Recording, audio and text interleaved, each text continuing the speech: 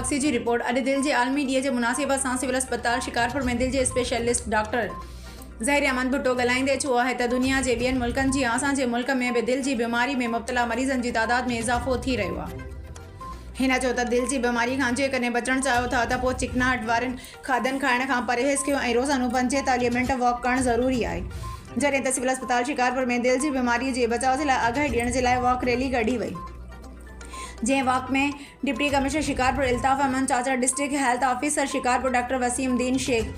Civil अस्पताल शिकारपुर के MS doctor Nadir Ali Pamar, दिल वारे doctor Zaheer Ahmed Bhutto, doctor Zaheer Ahmed Abbasi, doctor Tufail Ahmed Hakro, doctor Ghanshyam Das, Hamza Ahmed Shaikh, Rustam Ali Soomro ऐं सिविल अस्पताल जा केतिराई डॉक्टर साहबान रैली में शामिल हुआ। दिल जे बारे में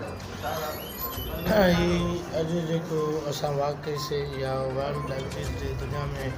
शुगर जे बीमारियुनि जो आलमी ॾींहुं मल्हायो वेंदो आहे, जंहिंजी मक़सदु इहो हूंदो आहे त हिकिड़ी ॼाण ॾियणु हूंदी आहे आम माण्हूअ खे त शुगर जी बीमारी हिकु ख़तरनाक बीमारी आहे, उन खां बचाव जा तरीक़ा, उन खां जेकॾहिं शुगर कंहिंखे थिए थी त कॉम्प्लिकेशन्स खां बचाव जे लाइ उन्हनि खे हिकिड़ी अवेयरनेस ॾिनी वेंदी आहे। इन जे करे अॼु असां हिते वॉक जो प्रोग्राम रखियो होसीं, जेको OPD बिल्डिंग खां MS ऑफिस ताईं आयो, उन खां बाद में केक कटिंग थी ऐं अवेयरनेस जे लाइ इहो अवामी जागरता जे लाइ इहो प्रोग्राम रखियो वियो।